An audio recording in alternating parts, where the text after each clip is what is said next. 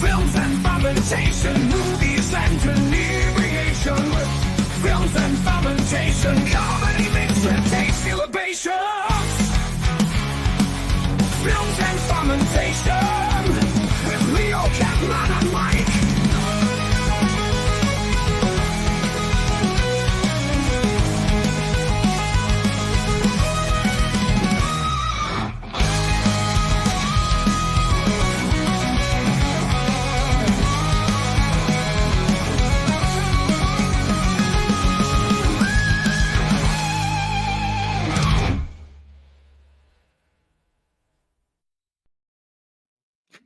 Hey, everybody. I am so excited tonight. I have been dying to do this episode, waiting a week now to record this tonight. I am the only one excited about this. I tortured my good friends Mike and Kev with the content for the night, but I am so jazzed. Folks, happy holidays, whether you celebrate Christmas, Hanukkah, Kwanzaa, or Life Day. Hey. Tonight is going to be an awesome episode because we are doing the Star Wars holiday special for our Christmas episode. This is episode 177, Christmas in a Galaxy Far, Far Away. Thank God it's far, far away. This episode is actually going to be dropping on Christmas Eve. Yes, it is. Welcome to Films and Fermentation, a movie and alcohol podcast, the number one pop culture podcast on Good Pods. I'm Leo. I'm Kevin. And I'm Brain Dead Mike. We're three friends, possibly former friends by the time we get through this episode, who'd like to talk shit about movies while getting shit-faced. Mike's been shit-faced for 7 hours now. The hell of a pregame, Mike. In this episode, we're taking a deep dive into the infamous Star Wars holiday special, a 1978 fever dream that George Lucas probably wishes he could force choke out of existence. It's got everything. Awkward Wookiee family drama, Bea Arthur running a cantina, and intergalactic PornHub. If you've ever wondered what happens when Star Wars meets disco-era variety show, well, we've got the answer, and it's terrifying. So grab a drink strong enough to face Life Day, and let's break this intergalactic train wreck down. I don't know about you guys, but I thought Bea Arthur was the best part of the whole show. Yeah, there was something wistful about that whole. Goodbye, friends. Goodbye, friends. Leo? Don't forget to Goodbye, friends. Goodbye, friends. We're going to be taking a little bit of a break for Christmas and New Year's, and I'm hoping that Mike and Kev start talking to me again by the time we come back for our next episode. So Don't worry, Don't I'll send you the little short mini pod later this week. don't forget to drop us an email at filmsandfermentation@gmail.com or visit linktree.com/filmsandfermentation to find all of our social media and podcast links. Become part of the Films and Fermentation family by supporting us on Patreon. Remember, we are an independent podcast, which means we are listener supported. So please consider supporting us by going to patreon.com/filmsandfermentation for as little as $1 a month to receive members only content. Yes, for $1 a month, you will get back rub coupons from Mike. Go to patreon.com/filmsandfermentation or buy our merchandise at teespring.com. Sorry, I forgot to come up with a funnier one before the show, so I was just kind of spitballing. I thought Those soft, gentle fingers caressing, Well, no. Remember, it's always about Mike's toes, so the massage is actually a foot. He's going to walk on your back. He's going to do one of those walk on your backs. Nice. You can also text us at 904-867-4466. That's the text line for Films and Fermentation. Speaking of shout outs, I'm going to give a little shout out to somebody who commented. Real quick. Mm-hmm. I think for your punishment for this episode is you should redo that whole thing with the support us as an ASPCA commercial. So this winter, please help our podcasters stay warm this winter. Help Mike maintain his Wi-Fi so he doesn't keep dropping out on us while we're recording. Hey, I did some maintenance on the computer the other day. Did you get an extender because you're coming in really crisp tonight? No, I had to do some updates and do some cleanup on the computer. That's all. All right, good. So Speaking of shout outs, I did a little mini clip from our previous episode for Gremlins. It was when we were talking about Craven the Hunter and its Rotten Tomato score. Yeah. And we got I wrote, I put in a short clip about how low the score was, and Mr. Biggs on TikTok put down it's because they didn't pay their endorsement fees, talking about the movie studios paying off the reviewers. So thank you, Mr. Biggs, for the comment on TikTok. So, gentlemen, what are we drinking this evening? Ooh, I'll go. Go ahead, Mike. I may not be awake long enough to do it later. I am doing Southern Tiers Specialty Chestnut Parleen Imperial Ale, 8.6% alcohol by volume. So you've been pre-gaming for 8 hours, and you're drinking 8.6% alcohol by volume beer, and you got to work tomorrow. Yeah, I'm going to the Free Library of Philadelphia. So don't you do like safety inspections on like fire equipment and shit? Yeah. So you got to do safety inspections with smoke alarms at a building filled with flammable materials tomorrow.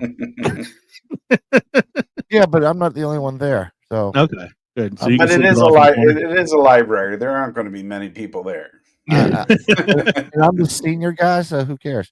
Mike will be sleeping in the corner. I got 2 days before, I'm off on vacation. My suggestion, Mike, just drive over there tonight, sleep in the van, and that way you're there in the morning when you wake up. I'll get up. No problem. Kev, how's your week back at school been?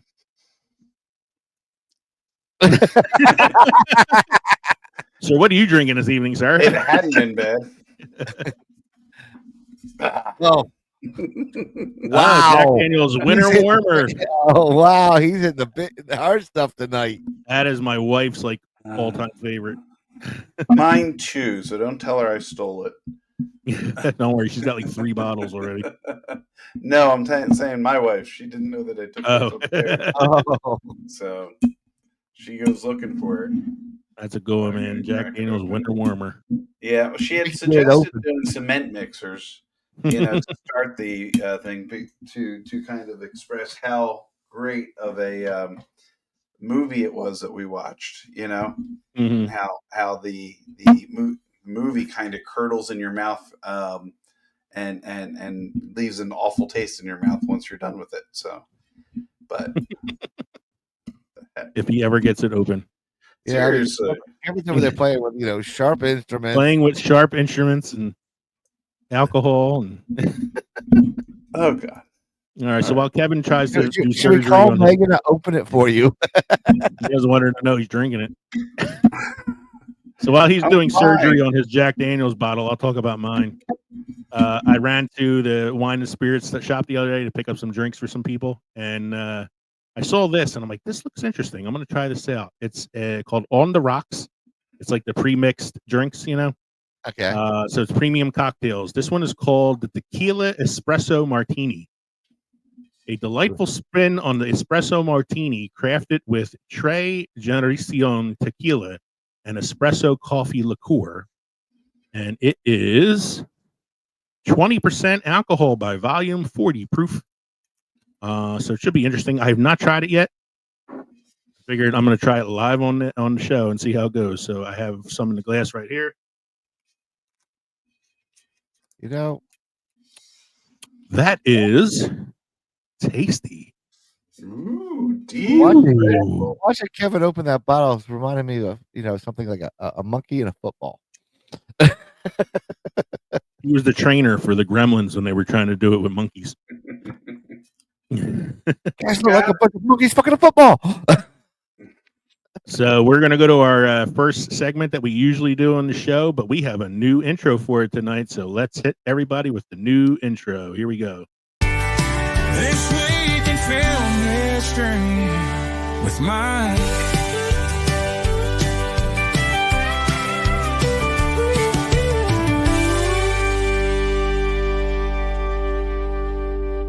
This week in film history with Mike.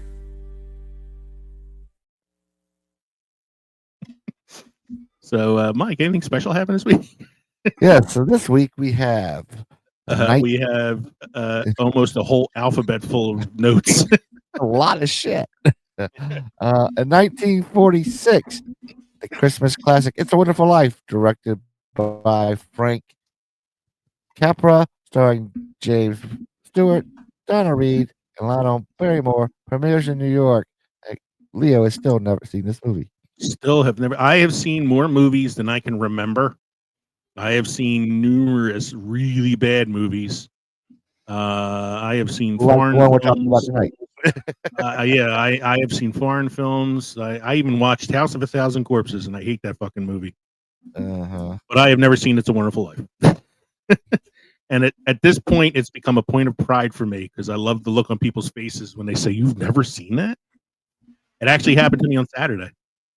I was at my buddy Sal's house, and I mentioned to my aunt that my aunt Annette, that I did not ever see this film, and she was like, "You've never seen It's a Wonderful Life?" And then I had to explain why. What is the next one you got there, sir? 1963, the Pink Panther film premieres, directed by Blake Edwards and starring Peter Sellers and David Niven, with theme music composed by Harry Mancini. Ba-dum, ba-dum. Ba-dum, ba-dum. Ba-dum, Ba-dum, ba-dum, ba-dum, ba-dum, ba-dum, ba-dum, ba-dum. bothers me. I didn't see the Pink Panther once in that movie. I know. I remember as a kid going, like I knew the Pink Panther from the cartoon, Mhm. and I remember hearing about the movie as a kid and going, like, "Where's the Pink Panther?" Like I didn't understand the whole thing behind it. Yeah. It was explained to me better when I watched the Steve Martin version of this. Mhm. That's a lie. That movie sucked. All right, next one. I'm back, yeah. 1964, Goldfinger, the third James Bond film starring Sean Connery and Honor Blackman, premieres in London. Leo's favorite James Bond movie. This is my favorite. I love this James Bond movie only because of the. You want me to talk? No, Mr. Bond, I want you to die. Only time in film history that the villain doesn't give away his plot while he's trying to kill the hero. Next one, sir. 1968 musical fantasy film Chitty Chitty Bang Bang, co-written by Roald Dahl Mm-hmm. and directed by Ken Hughes, starring Dick Van Dyke and Sally Ann Howes, with songs by the Sherman brothers from Disney. Premieres at Odin Leicester Square Theatre, London, and also later that week in New York. And I will have you know, I just read the other day that there is a reboot of Chitty Chitty Bang Bang in the works. Why? Because we already rebooted everything from the 80s and 70s. It's time to start hitting the 60s. Okay. I hear they're going to have Angela Lansbury make a cameo. Oh, Dick She's Van still Dyke alive. is still making it. I was going to make a joke, but I don't know if she's still alive or not. I mean, what's her cameo going to be? Is a corpse? But I'm not sure if she's still alive. Dick Van Dyke's still kicking. They had to evacuate him from his house this week for the fires, Really? but he's still kicking. Yeah. Oh, Dick Van Dyke actually danced in that new what you call movie? The what the fuck movie? Bitch with the umbrella sings about medicine. Mary Poppins Returns. Yeah, Mary Poppins Returns. I'm looking up Angela Lansbury now. Mike, why don't you read the next one while I do this? Where are we at? 1969 film adaptation of Hello Dolly, starring Barbara Streisand, premieres, wins 3 Academy Awards. All right, I have never seen Hello Dolly, so we can add that to the list of movies I've never seen. Mm-hmm. Not a big Barbara Streisand fan. Angela Lansbury died in 2022, so my joke is valid. Okay. What were you saying, Kev? I was going to say, I forget. Something about Hello Dolly. Oh, you are a big Louis Armstrong fan, so yeah. Hello, Daddy. Yeah. I have seen the next movie. 1974, The Godfather Part 2, directed by Francis Ford Coppola and starring Al Pacino and Robert De Niro, is released. Academy Award Best Picture 1975. Yes. So we can be doing the 50th anniversary of that. It's talking about 50th anniversaries. 1974, The Man with the Golden Gun, the 9th James Bond film starring Roger Moore, Britt Eklund, and Roger Lee. Christopher Lee. Premieres in London. Roger Lee. Roger Lee. Yeah, Man with Golden Gun, another good one. I mean, I've seen a lot of the earlier ones with Moore and Connery. Yeah. I've definitely seen the next. What were you gonna say? Yeah, no, I was starting the next one. That's all. All right, go for it, because I've seen this one too. 1980, Raging Bull, directed by Martin Scorsese and starring Robert De Niro as boxer Jake LaMotta and Kathy Morita as his wife, is released in the United States. So De Niro won Oscar for Best Actor for this film, but the movie and Martin Scorsese lost their Oscar chances to Ordinary People, directed by Robert Redford. So don't you have to see everything done by Martin Scorsese, or you lose your Italian card, right? No, I have seen everything done by Martin Scorsese, so I'm not worried about it. Except for the last one about the Flower Moon one. I haven't seen that one yet. You know he has something new coming out, right? I know. I have to see that before the new one comes out, but I don't have 9 hours to put aside for that movie just yet. No, it's The Saints, presented by Martin Scorsese on. Oh, it's a series. Yeah, it's a series about the different Catholic saints. It's on Fox Nation. Yeah. Weird place to put it. Yeah, I know. Well, what's the next one there, sir? 1980 comedy film 9 to 5, starring Dolly Parton, Jane Fonda, and Lily Tomlin, is released. Working 9 to 5. I was gonna say it also has make a living. Kevin's favorite actor in it, Dabney Coleman. Dabney Coleman, man. Unappreciated 80s actor. War Games, Cloak and Dagger.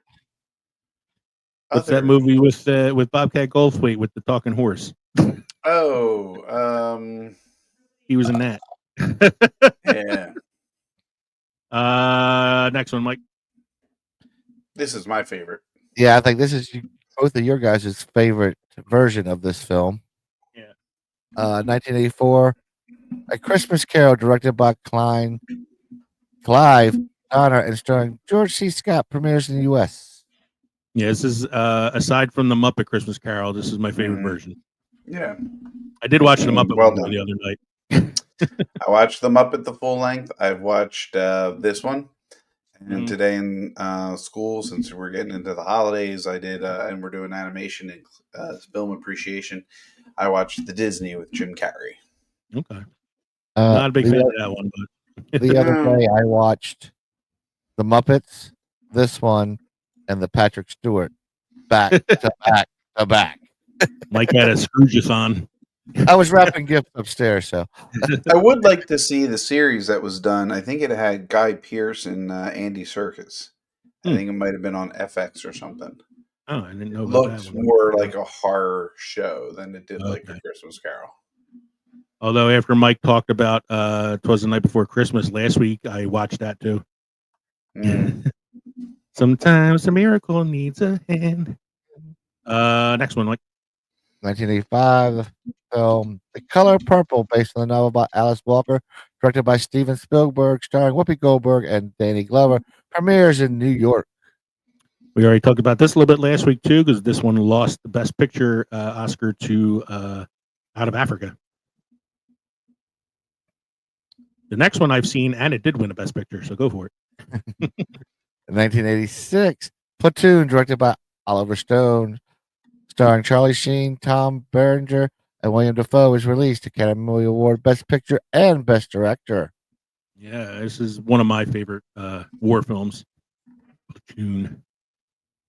We're going to keep going, Mike, because this week in film history is almost a full episode itself. Almost.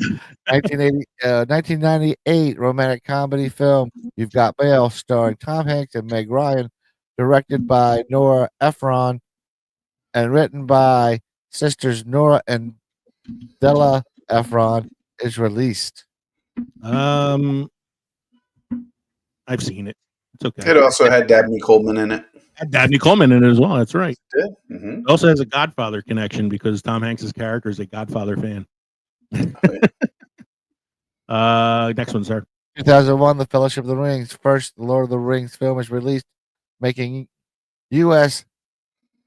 47 million opening weekend and 871 million total worldwide.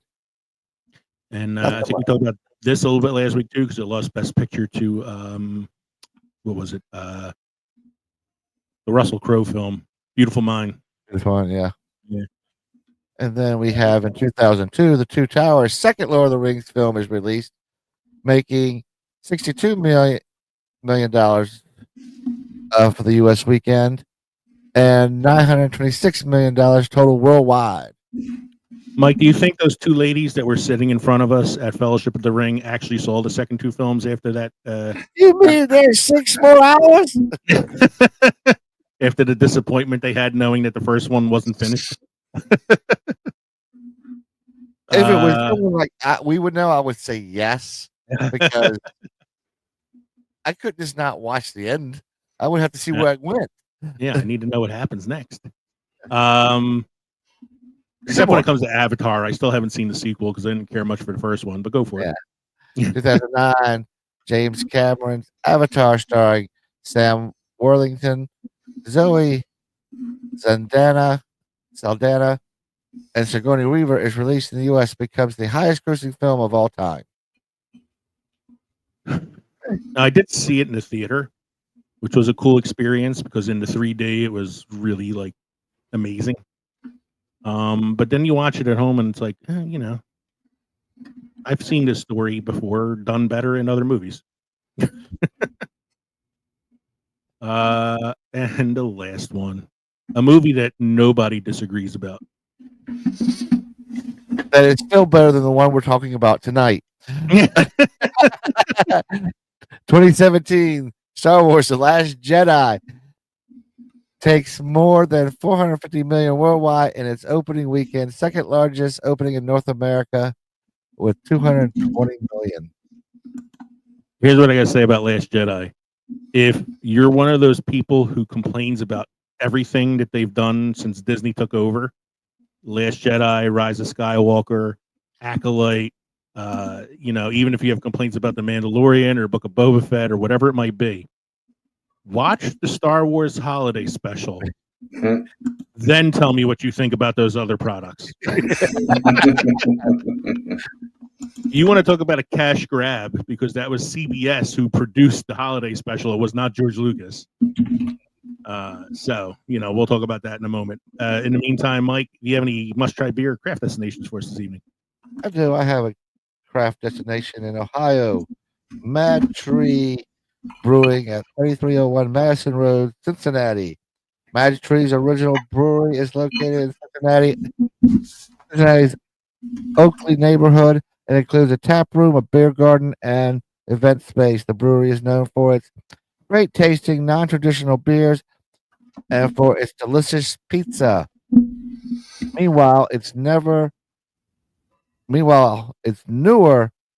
alcove location in the historic Over the Rhine district of Cincinnati, located at 1400 Vine Street, is not to be missed experience of greenery with a living chandeliers, and a greenhouse to grow herbs for garnishing house-made cocktails. They also serve lunch and dinner featuring locally and sustainably sourced ingredients. There you go, boys. Cincinnati. Cincinnati, add it to the road trip list. All right, so move on to our next segment, which we also have a new jingle for as well. So here is the new jingle for Kev's segment.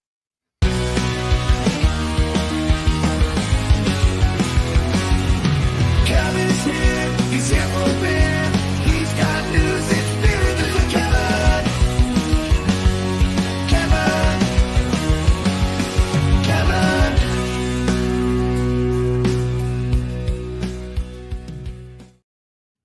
Kevman. Kevman! Kevin's here. He's here for beer. He's got news. It's news with Kevin. Kevman. Oh, gentlemen. Day in the life of beer news. All right, let's start off with the also saddening. Bud Light is no longer the best-selling draft beer at bars. Hold your tears. I was just saying, is that Stop sad? your rage. Everybody just calm the fuck down. Okay? Is it Miller Lite now? No. It's better than Miller Lite. It's Michelob Ultra. New data suggests Bud Light is no longer tops in the America's tap room, at least when it comes to the most popular draft beers offered at bars across the U.S. Draftline Technologies, a company that provides software for beverage distributors, found in a recent report that Michelob Ultra, which, like Bud Light, is owned by Anheuser-Busch and Beverage, recently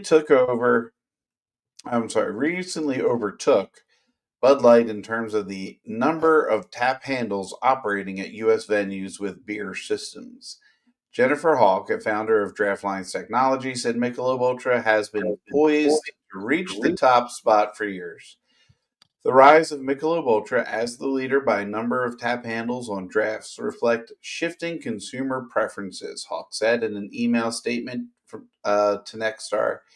Michelob Ultra has been on a path to surpass Bud Light as the number one brand on draft by total taps for a number of years.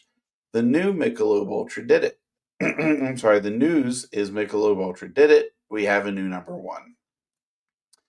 News of Michelob Ultra overtaking Bud Light in terms of beer taps comes about a year and a half after Bud Light lost its title of best-selling overall beer to Modelo Especial. In July of 2024, Michelob had also surpassed Bud Light as the second best-selling beer, dropping Bud Light to third place. The decline, at least in part, has been credited to backlash over Bud Light's 2023 collaboration with Dylan Mulvaney, a transgender activist and influencer. The collaboration caused calls for a boycott from critics and the brand's partnership with Mulvaney.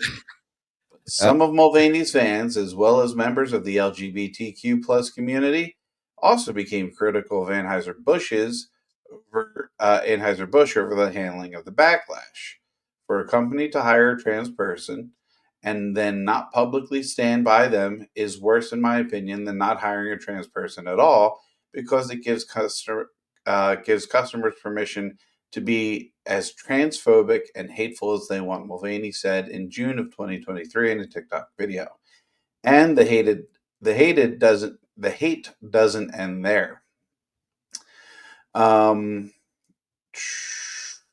Draftline Technologies, meanwhile, added that Michelob Ultra's rise as the best-selling draft beer is also due to customer taste that reflects a broader alignment with health-conscious premium beer trends. It's important to note that Michelob Ultra's rise has been years in the making, Hawk said. Anheuser-Busch InBev was not immediately available. Man, what the hell did I drink tonight that I can't read? I don't Was know. not immediately available to comment on Draftline's technology findings, but a representative told CNN that the company is proud to have two of its beers as the first and second most popular draft beers. Yeah, I wanted to make a comment on that. So if you're boycotting Bud Light and you're going to Michelob Ultra, you're not really doing much. You're still giving money to the same fucking company. You're just picking a different thing that they both make. You know? If you want to boycott, then support craft. There you go. Yeah. You want to support? Everybody always talks about supporting small businesses, then support craft. Or at least make sure you know what brewery is making the beer you're buying. You know, because at least if you went to Miller, you know that's not Budweiser. That's right. But whereas Bud Light is not doing so well in the draft game, apparently craft breweries are doing great in the draft game. Slow growth is better than no growth, especially for craft beer. There's plenty of bad news out there, so I am happy to focus on some good news, however minor that good news might seem. A recent report by Draftline Technologies, it's another one by them. It's almost as if we're being sponsored by them. Draftline Technologies. No, we're not. The on-premise branch of market research and firm NIQ compared the performance of draft beers at on-premise establishments to packaged beers at those establishments. And the studies show that draft beers outperform packaged beer in on-premise sales. No surprise. If a bar has beer on tap and a reasonable selection of it, that's what most beer drinkers will choose. The study also shares some happy news for some craft beer for the craft beer segment. One of the big stories in the post-pandemic beer world involved the decline of draft beer sales. Excuse me. Craft breweries, for instance, reported that it is increasingly difficult. Easy for you to say. I can't read tonight. Increasingly difficult to find outlets for their kegged beers. There's no disputing that. The study states after all the challenges of COVID, the beverage alcohol outlet universe is back in solid growth. Hey, Kevin. There, Here, this help. My glass. maybe. There are now more places selling beer, so there are more places selling draft beer. The report estimates that there are now 1.5 million draft lines in the U.S., more than triple the number available in the 1980s. Well, that's not a big stretch from the 80s to the 2020. I mean, we're looking at 40 years here. Yeah. As of March 2024, there are over 300,000 licensed outlets across the U.S., 1.4% more than 12 months earlier. It's particularly important for craft beers. At pubs and bars, patrons are often exposed to new brands and different styles of beer. The tap list at those local tap rooms is where people explore beers and expand their beer universe. In the grocery store, at the other hand, most people are going to grab what they know. And I agree with that fully. I go for flights first. If I can find a brewery that has flights, that's what I want to do. You know, I don't want to fill up on something I'm not sure of. I want a little taste of everything, and then maybe I might leave with something that I tried. Yep. You know, restaurant I was at for my company party today had ice cream flights. Really? Yes. Well, that sounds just as dandy. It's amazing, especially when you're lactose intolerant. I love an ice cream plate. Just the top 5 draft segments of all draft beer, 43.4% of it is craft, right? 26.4% of it is domestic. 14.7% is imported. 5.9% is domestic super premium. I have no idea what that means. What is a domestic super premium? That means if you drive like a big rig, you don't want to use regular. And understandably, the remaining 2.8% is below premium. So good news for craft breweries. I'm a huge craft brewery supporter. I'm a little sad on some of my favorites in the neighborhood have disappeared, but I wonder if they're counting if you go to a brewery and they offer you a growler or a crowler. Is that technically a tap or is that technically a can? Yes. There we go. It's kind of a little bit of both, I think, right? Because I would think so because it's using being tap. right. I'm going to go say tap because the can is sort of like, custom anyway. So. Yep.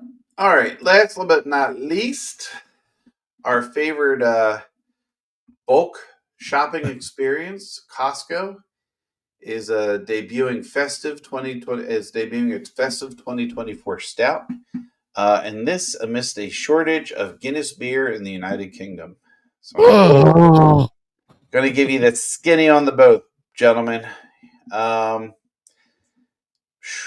Guinness taps run dry in the UK going into Christmas. Talk about the nightmare before Christmas. Diego, the company that owns Guinness, is limiting pub sales due to exceptional demand for its famous dry Irish stout, which has been rising in popularity among women and young people. Diego has been, I don't know if I'm pronouncing that right, Diego or Diageo, has been fine-tuning its marketing efforts over the past few years to try and raise Guinness's profile with women and young consumers, and it appears that the campaign has become successful in the United Kingdom. To counter the escalating situation, Diageo is allocating supplies on a weekly basis to make sure it has enough stock to meet demand over Christmas. Over the past month, we have seen exceptional consumers demand for Guinness in Great Britain. A Diageo's spokesperson told the BBC, "We have maximized supply and we are working proactively with our customers to manage the distribution to trade as efficiently as possible." In Britain, the number of women drinking Guinness is up to 24%. There you go, ladies. And it's the 25 to 44-year-old age group that has grown the most. And I saw something on this earlier. There was a report on the BBC where they went to a pub and they said, "Oh, we've been out. We've been out of Guinness for a bit. We ordered 30 kegs. They sent us 15. It's really getting bad." Maybe the UK can reach out to their local Costco, because what Costco is offering right now is a Kirkland brand stout. Costco, one of America's biggest retailers with an almost fanatical cult following, has released a special beer for the holidays under the company's signature Kirkland brand that has beer lovers in a frenzy. And with Christmas nearing, we can't think of a better gift. Produced by Bend, Oregon-based Deschutes Brewery, and packaged in a classy, old-school, big bottle box, Kirkland Signature Vintage Ale is a massive 12% alcohol by volume stout that was crafted using dark chocolate malt, milled oats, and Dutch cocoa, before being aged 9 months in oak barrels previously used to produce Kentucky bourbon. Okay, I need a Costco membership now. Any of you guys have one? No. But it'd be easy it'd be easy to go to Costco and refill your shared beer fridge with your fence neighbor. We were discussing with the Costco team ideas that we had always wanted to bring to life to deliver something really special for members for the holidays, explains Peter Skrbik, the Deschutes Brewery CEO, told Vin Pear.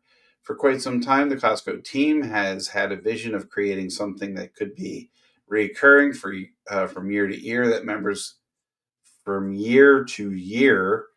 members would get excited about, a beer that could become a tradition and part of the season.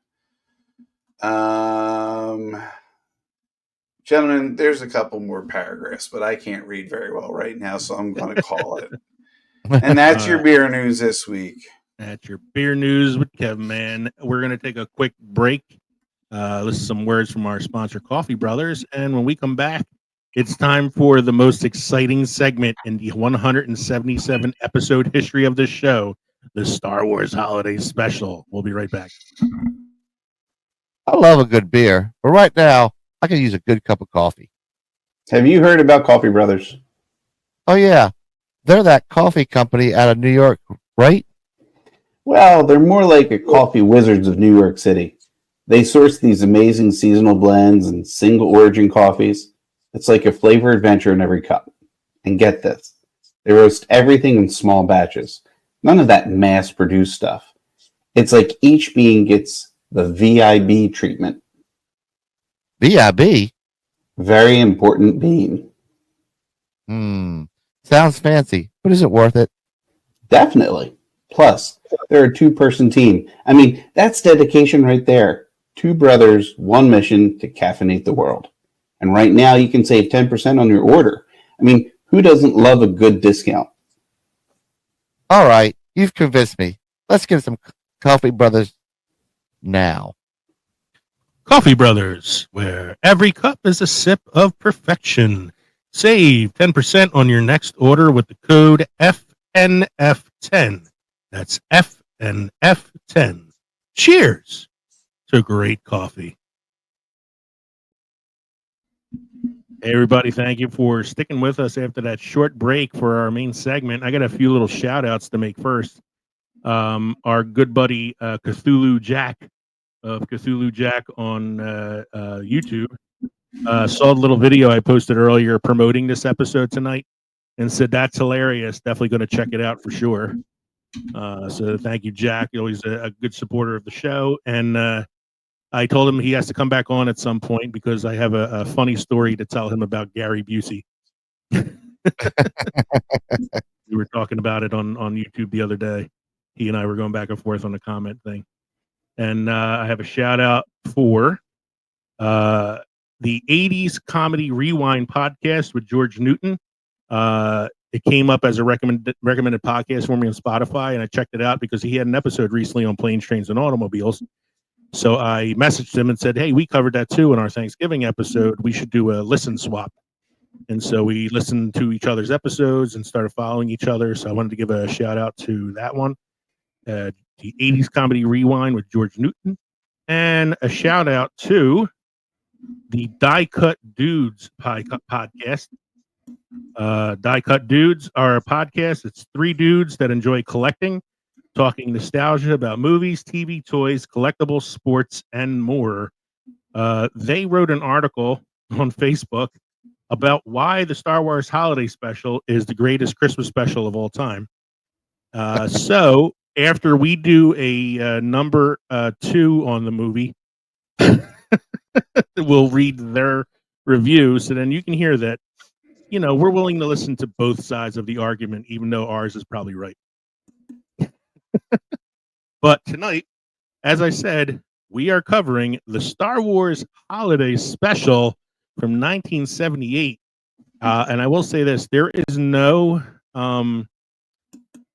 trailer for this because it was a TV special. What we do have, though, is the original commercial that aired on CBS advertising it. So here it is.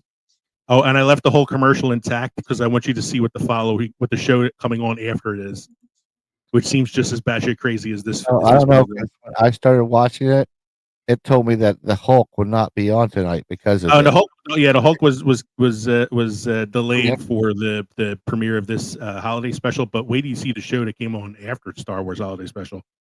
Hey, CBS, what's coming on? Friday, blast off to a galaxy far, far away. It's the Star Wars Holiday Special, starring all your Star Wars favorites. Will Chewbacca get home to his planet in time for the big Wookiee holiday celebration? Watch and find out. Then on Flying High, the girls put it on and take it off. You know what? What? I don't think either one of us is going to get much sleep tonight. Join us for a Far Out Friday, beginning at 8, 7 Central and Mountain. You're on. Tomorrow on CB. I didn't realize there's Flying High. I didn't realize there's that much softcore porn on CBS in the 70s. Man, the 70s were... I would like to point out that the Star Wars Holiday Special commercial said, make sure you join us with all your Star Wars favorites. You know, like Bea Arthur, Harvey Korman, Art Carney, Jefferson Starship. So here's your IMDb synopsis for the Star Wars Holiday Special. Chewbacca and Han Solo try to get to the Wookiee homeworld of Kashyyyk to celebrate Life Day, but are impeded by an Imperial blockade. Chewie's family passes the time with various forms of entertainment. That puts it lightly. I would like to throw a little trivia out there for you, though. This is the first time that Chewbacca's home planet is ever mentioned in anything Star Wars related. Wasn't even called what it was properly known as now. Yeah. What's that? What was it called? It was called Kusik or something. It Kusik wasn't or called something. Kashyyyk. Yeah. So, Mike, in answer to your question, is this canon? Some of it is. Well, I understand that some of it has been used in other things, like Life Day is used in the Lego special. And I would go as far as, since his dad's a horny thing, horny Wookiee, that whole scene in that we thought was kind of bestiality in the newer Star Wars, we know where Chewie gets it from. That's right. There's the that sounded very yeah. It's where's my boyfriend? Yeah, it's oh my god, I totally lost my train of thought on that now. That sounded very Yeah. scary. They actually mentioned Wookiee Life Day in one of the Star Wars novels that are no longer canon. All right, so here's my synopsis. I've been waiting so long for this because I got some fun pictures and videos to go along with my commentary for this evening. And guys, again, feel free to drop in at any point. Okay. Where's my picture at? Oh, come on, tell me it's not here. I had a really good picture of Harrison Ford looking pissed off about being in this movie. Did it not upload? Let me see if I can find it. Hold on. So anyway, the galaxy far, far away. Here it is. It's uploading it now. The galaxy far, far away introduces us to a thrilling new conflict. Chewbacca needs to get home for Life Day. The stakes couldn't be higher. Here is Harrison Ford. The look on Harrison Ford's face after finding out he was in this. No, look at that. It's not showing me you, us, him. It's us. Yeah, hold on. He is behind all of us. He's behind us for some reason. It's not supposed to be a background. It's supposed to be an overlay. Oh no! Oh no! What did I do? Did I fuck this up? I think I fucked this up. Let me try this again. This is great podcasting right now, folks. I'm so professional. So professional. Let's see. Here he is. There's Harrison Ford. I love. Go ahead. That's the look of a man who is like, "What did I get myself into?" They said they were going to pay you, and he showed up. He's regretting like his entire like career choice at this point. I like how they started you off in the Millennium Falcon. That's doesn't look like the Millennium Falcon. Very small. But as they hit light speed, they go to the film version of the Millennium Falcon. Dude, there's a lot of like film roll in that opening sequence, like the ships chasing them and the planet in the background, and I'm like, yeah, it's a lot of B-roll from the films. I guess it's like a lot of stock they didn't use. Here's the introductions. Ready? They totally fuck over Kenny Baker as R2D2. They did. It says with Mark Hamill as Luke Skywalker, Harrison Ford as Han Solo, Carrie Fisher as Princess Leia, James Earl Jones as Darth Vader, Anthony Daniels as Darth Vader's voice. As Darth Vader's voice, Peter Mayhew as Chewbacca, and R2D2 as R2D2. Ooh. Like, yeah, just because he's a dwarf he wasn't in it.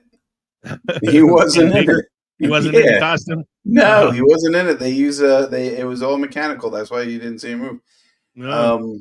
Yeah, that's why they didn't include him. Kenny Baker was like, screw that, I ain't doing this. He was the one smart one who was like, have you guys read the script? No, he was like, I hate it. Okay. He had other plans. This is going to take away from my artistic ability. Speaking of what you just said, Mike, Han Solo complains about Wookiee traffic jams while dodging Star Destroyers in what appears to be a dollar store Millennium Falcon set. Yeah, it was bad. The first 10 minutes of the program are just Chewbacca's family grunting at each other in their own language. It's like Shakespeare, but less comprehensible. And was it me, or was Lumpy just a argumentative kid the whole show? There they are. There's Chewbacca and his beautiful family. And I love how Itchy's lower jaw went all the way up over his nose. Yeah, he was missing teeth. So anybody listening to this, I apologize. We have a lot of visuals for this episode. You can always check us out on YouTube if you want to see some of these pictures that I'm posting up of the characters in the film. I call this film, I mean to say piece of shit. So here we meet the family. We meet Itchy, Chewbacca's father, who looks like Bigfoot on meth. We also meet Chewbacca's son, Lumpy, the breakout star that no one wanted, with charisma that rivals a damn sock, like Zach Galligan in Gremlins. Here's Lumpy. And like I said, he complained about everything that someone wanted him to do. The dishes. You know what that looks like? The kid's face. It looks like one of those old like programs from like the 60s where they had like the static picture, but a real person's mouth moving inside the face. I don't know. I thought it was a reject concept for Teen Wolf. Oh my god! I don't know which is more frightening, Itchy or Lumpy. They're both pretty frightening looking. And don't forget Mala, Chewbacca's wife, who spends most of her time cooking holographic food in a subplot riveting enough to make you pray for a grease fire. She's learning how to cook from this person here, played by Harvey Korman in drag. Harvey Korman plays multiple characters in the film. He got the big payday on that one. I keep saying film. I'm sorry, piece of shit. A truly gripping intergalactic experience watching Lumpy watch a 10-minute instructional video featuring Harvey Korman as a malfunctioning robot chef. Because this is a holiday special, we cut to Bea Arthur running a cantina and singing a heartfelt goodbye song to the barflies. In the words of Maximus from Gladiator, "Are we not entertained?" Goodbye, friends. Yeah, hold on. I got do I have a? I don't have a cut of that. I thought I had a cut of it, but I don't. Goodbye, but it's the part that Mike said is possibly the best part of this show. is her singing to the barflies. Not the Harvey Korman part where he's pouring liquid into his head. No. You didn't like that part? I fucking forgot about that. I just watched it earlier and I forgot about it. Art Arnie, bless him, plays the comic relief, in quotes, because the Wookiee slapstick wasn't enough. He's selling random junk to the Empire like a galactic QVC host. The Imperial officer's main goal, harassing the Wookiees by flipping through their stuff like nosy in-laws. Make sure at this point you bring in Jefferson Airplane, Jefferson Starship, or just Starship. Pick a lane, people. I don't know what the hell they call that group. Playing some weird psychedelic song. Go ahead, I have a question about this whole thing. So the Empire shows up at the Wookiees' door and starts tearing their house apart looking for the fourth Wookiee. Yeah. Whatever happened to it's not advisable to upset a Wookiee? They've been known to tear people's arms off. Oh, that's just a droids. Yeah. I mean, also like in New Hope, they spit roasted Luke's whole family looking for him, but they don't do anything to the Wookiees. Yeah. You'll be riveted as the stormtroopers are outsmarted by a hairy child. Cut to Kevin's favorite part of the program. Oh my God! You mean Itchy and the hair? Yeah. Yes, sir. We cut to a bizarre intermission featuring Diana Carroll performing as some holographic fantasy woman in a scene best described as Wookiee PornHub. No lie, this actually happens. In fact, I have proof. I'll insert this proton pack. Now then, Itchy, I thought you might like this. It's one of those it's kind of hard to explain. It's a, wow. You know what I mean? Happy Life Day. I do mean Happy Life Day.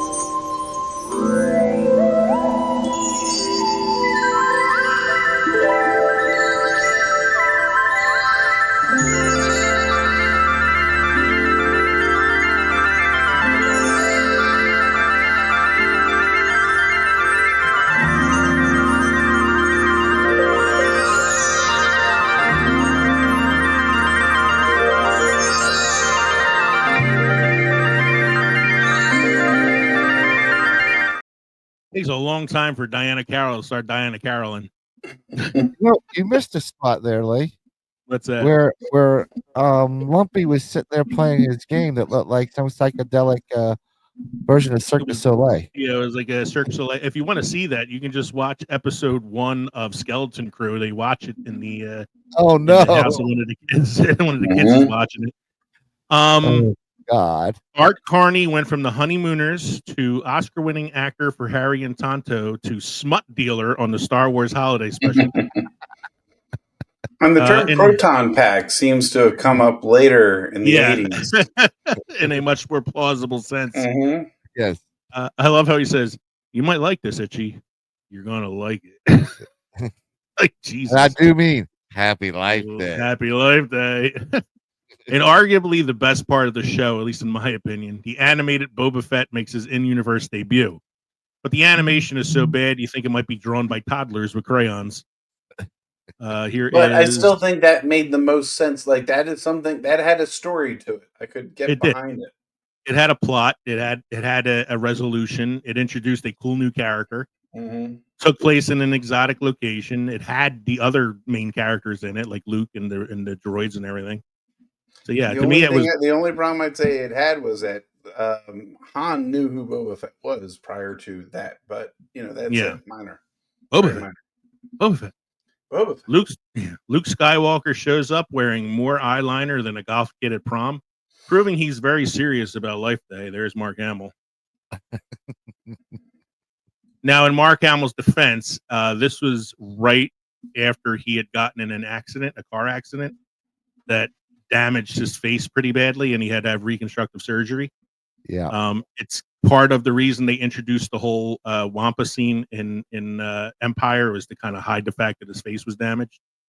Actually, that picture made him look like he was actually interviewing for his part as the Joker. To me, it looks like he was sharing some of the cocaine that Bruce Valanche was using when he wrote the script for this. Princess Leia sings a Life Day song set to the Star Wars theme, What the fuck was that? making you miss the Ewoks rendition of Yub Nub even more. Yes. We celebrate a day of peace, a day of harmony. That's enough of that shit. Mm-hmm. That was too much of that shit. Now that she can't sing, it's just we don't need that song.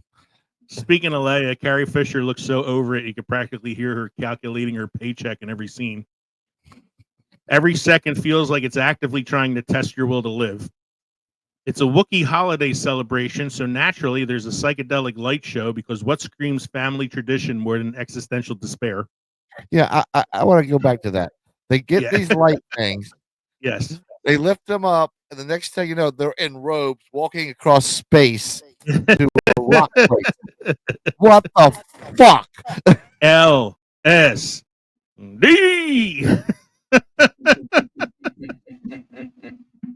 Chewbacca doesn't even bother shaving for the occasion. The effort is palpable.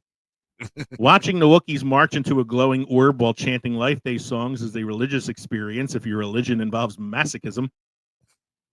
Han Solo hugs Chewbacca's family in the most awkward display of fake warmth ever captured on screen. You're like a family team, but I gotta go. I double parked the Millennium Falcon. Yeah, I gotta get out of here. The dialogue makes Attack of the Clones sound like The Godfather. The Star Wars Holiday Special wasn't just a TV program; it was a weapon designed to make George Lucas hate his own franchise. Somehow, this fever dream manages to be both boring and unhinged at the same time, which is an epic achievement. Here's a group shot to show you how happy everybody is. Even R2's like, fuck this shit. Part of me thinks the robe is that they just couldn't afford the whole Wookiee costume for the full length of the shoot. Oh, absolutely. So they just had the head to use. Yeah. It's cheaper to make about 20 Wookiee heads than 20 Wookiee full costumes. And finally, as you experience the end credits, you feel relief that it's over and realize the true meaning of Wookiee Life Day: regret. Wow, that watching that hurt me. I mean, it physically hurt. Yeah. That's why I was worried you guys were going to hate me after I made you watch that shit, because it is bad, man. It is so bad. If you've never experienced it before, it's like worse than you think. Oh my god. I said in the little clip I put out earlier today, if you've never seen the holiday special, don't bother watching it. We did it. We watched it already. We tortured ourselves for your pleasure. Here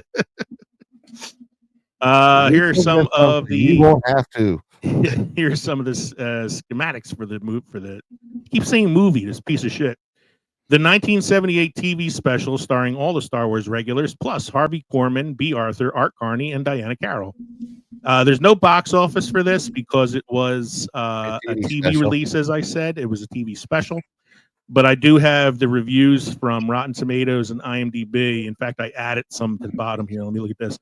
IMDb, it has a 2.2 out of 10 out of 17,000 plus votes.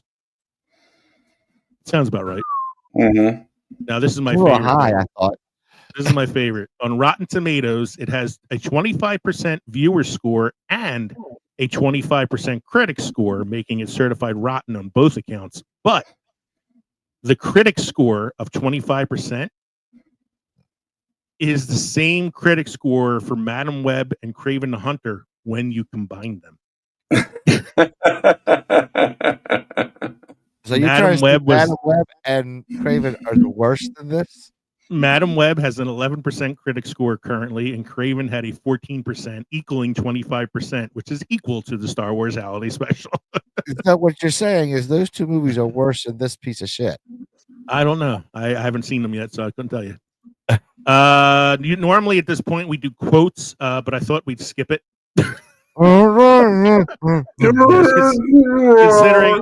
Considering 25% of the episode is in Wookiee.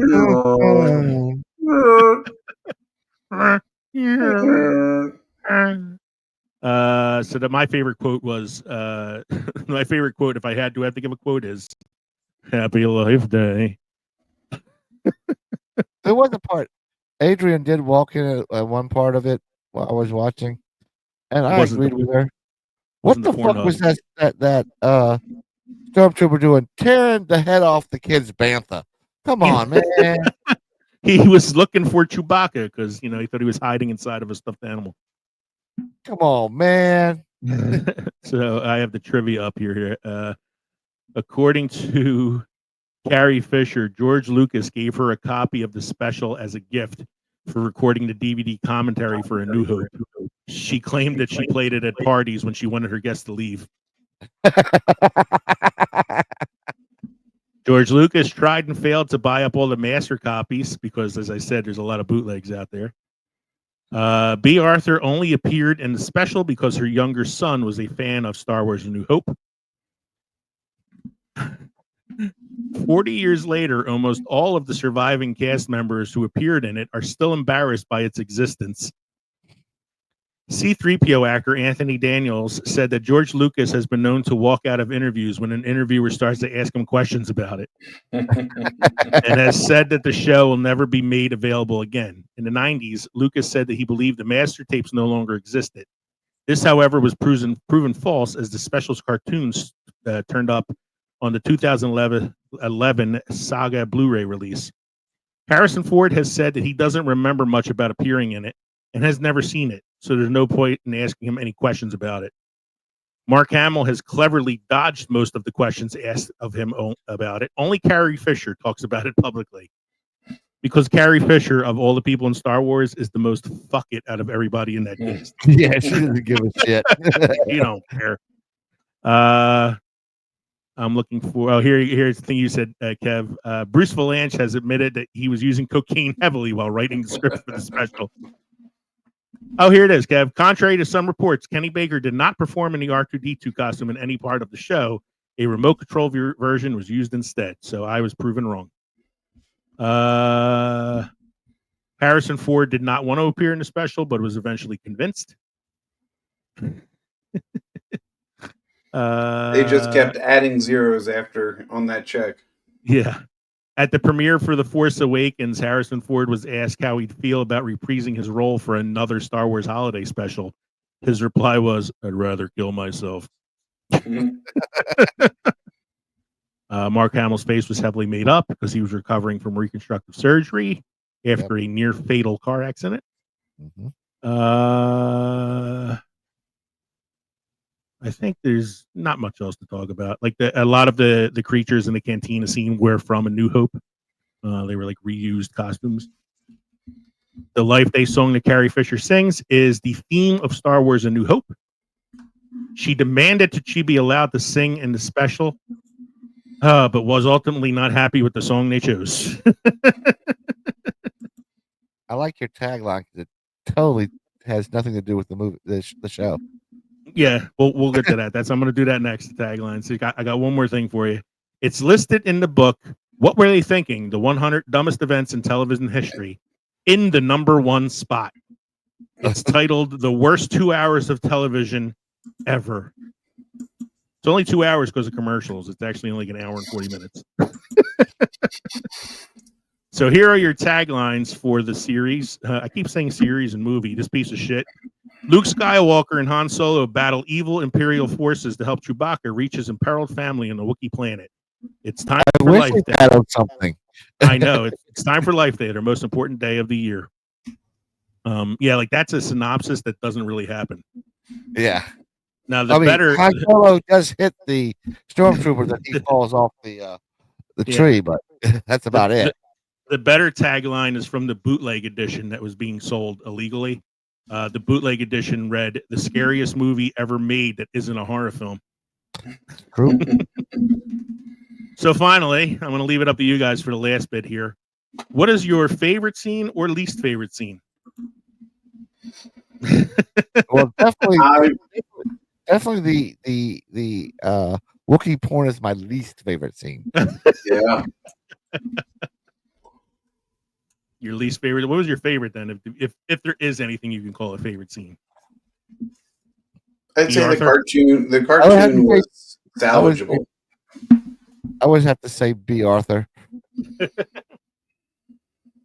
So I say, yeah, I said the cartoon, the animated portion was my favorite part, and like you guys both said, it's the most like Star Wars related story in the entire special. My least favorite scene is probably everything else. At least favorite scene. Yes. Yes. So just to show you that we're fair, we will look at the opposite end of this argument because our new friends, the Die Cut Dudes, I asked them if we can cover, if we can read their take on the special on our episode, and they said definitely. We're going to give you a follow as well, so thank you guys. So this is their reasoning behind the Star Wars Holiday Special actually being a good Christmas special.